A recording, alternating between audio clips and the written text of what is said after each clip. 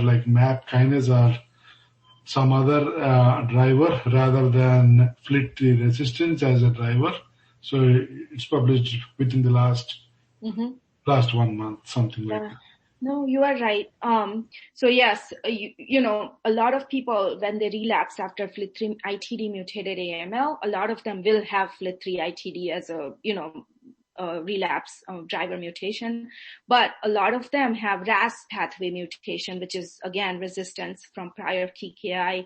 They can have TKD mutation, which can emerge as a way of resistance. So yes, there are different patient populations. So, but yeah, you are right. In the RATIFY trial, midostaurin maintenance was there for 1 year. However, the way the statistical design was done, FDA did not approve it for the maintenance portion of things. So, you know, that's why it doesn't have an approval. And sometimes we get, you know, pushback from the insurance companies. Initially we did, now it's whatever. But yeah, you are right. But now that ONUREG, you know, patients were included on this trial because of survival benefit, I think a lot of people are favoring it, but I'm not sure what you guys do. So just interested in hearing different thoughts. Okay, awesome. Jay, we'll quickly run through the panel quickly. What do you do? Yeah, I pick midostaurin, but after hearing this discussion, I think I would do ONUREG. Okay. Ashim? Yeah, so now I think that will be the thing to do. ONUREG will be choice. Okay. Rabi? Well, I mean, it's a very difficult decision. If they are FLT3 negative by MRD, I'll do the ONUREG. If they are still FLT3 positive, I may continue with maintenance midostaurin until 12 months or even until progression or relapse. Okay. Boris? You are on mute. Sorry. Is midostaurin, because I agree you have a clear target here. And then maybe switch to ONUREG. Also, I would send this particular patient to a psychiatrist because, you know, his reasoning that he's the main provider for the family, don't want to transplant, you know, will deprive his family his presence very quickly, you know. Yeah, so, and that's why it's a very, very narrow population for this drug, ONUREG. But whatever, for the sake of discussion, and my question to you is anyone tried midostaurin in combination with ONUREG? Great question. I haven't. I don't know if anybody else has. No, I mean clinical trial, of course.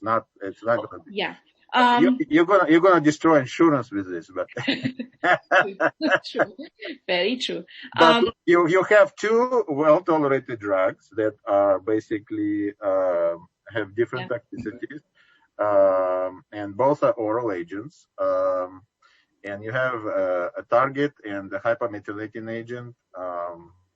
So why not do a combination in a very high-risk patient? I mean, high-risk patient who definitely will require. I think as far as I know, I don't think that there is a clinical trial, but the, you know, BMS team can correct me, but I don't think there is an ongoing clinical trial that I'm aware about. However, there are trials specifically in Europe, I believe, with venetoclax as maintenance. Even here, venetoclax as maintenance in combination with ONUREG and AZA and whatnot. So, but I don't know any specific trial in regard to midostaurin ONUREG, but that's a very good thought.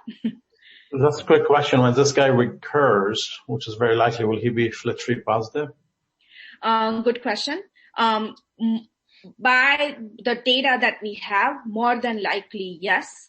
But there could be other mechanisms, like, you know, RAS mutation that could be driving it. There could be a TKD mutated FLT3 that could emerge, or just NPM1 driven. I don't know what other mutations he had initially.